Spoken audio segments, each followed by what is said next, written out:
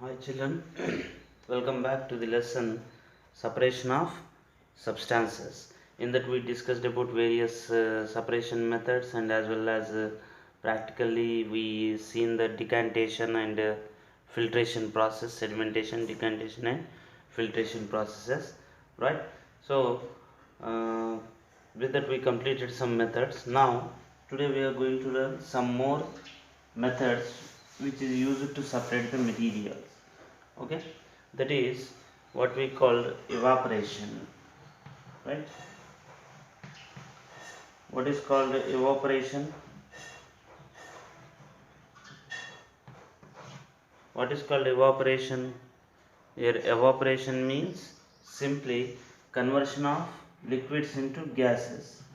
If the liquid become gaseous form, it is what we call evaporation. So here,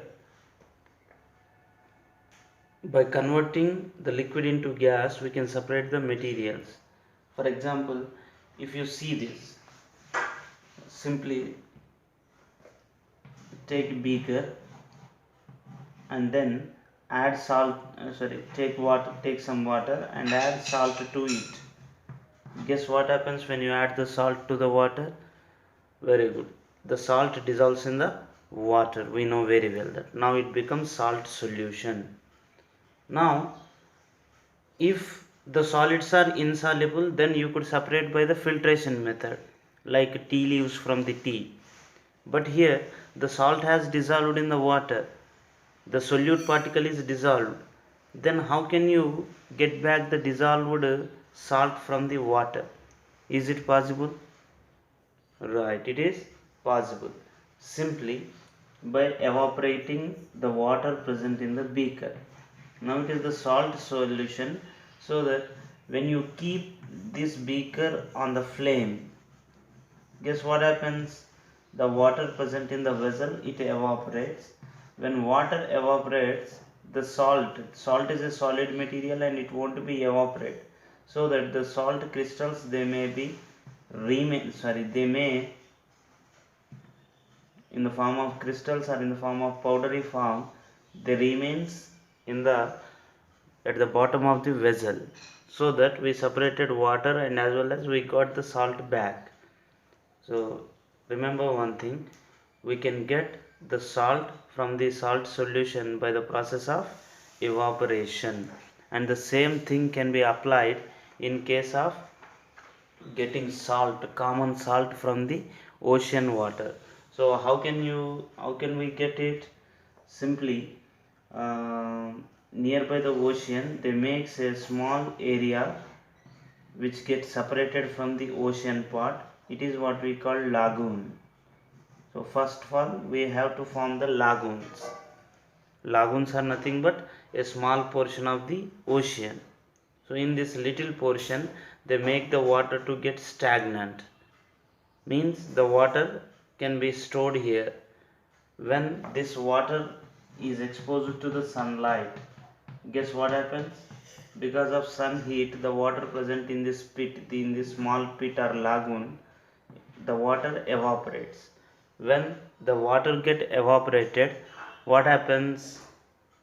We know that it is salt water. Sea water is the most salt water, so it contains large amount of salt, particularly common salt like sodium chloride. Sodium chloride is the salt that is present in the sea or ocean water. Upon evaporation of the water from the lagoon or the small pit, then the NaCl crystals or otherwise powder forms, they remain at the bottom of the pit, and this can be collected through a trolley or devices, etc.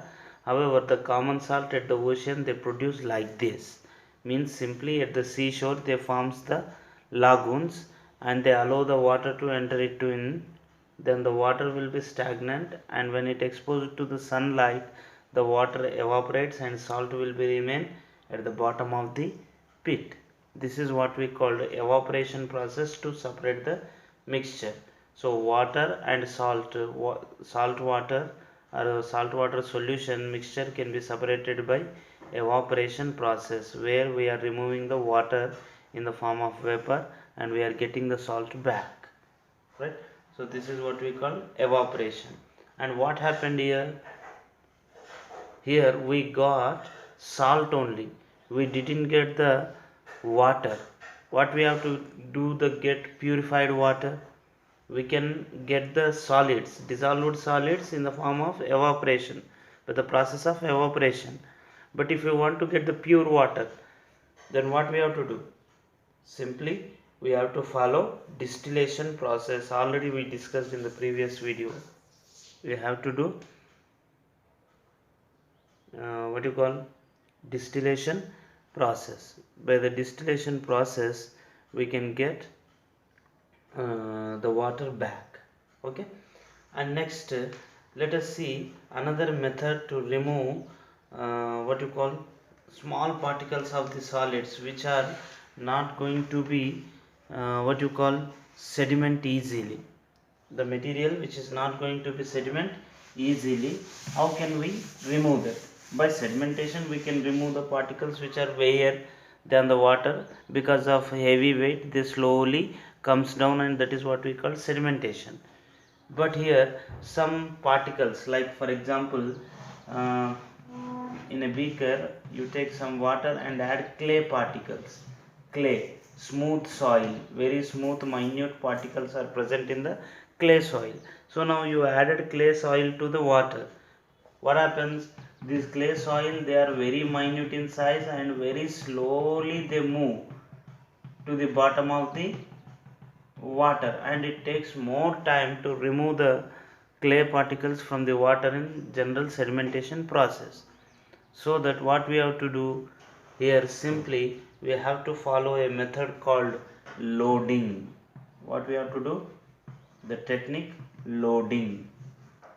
Loading is a separation process which makes the clay particles to get sediment. How can we perform this loading? In loading process we have to take a piece of alum. We use to call in Hindi, it is fitkari. We call it is fitkari,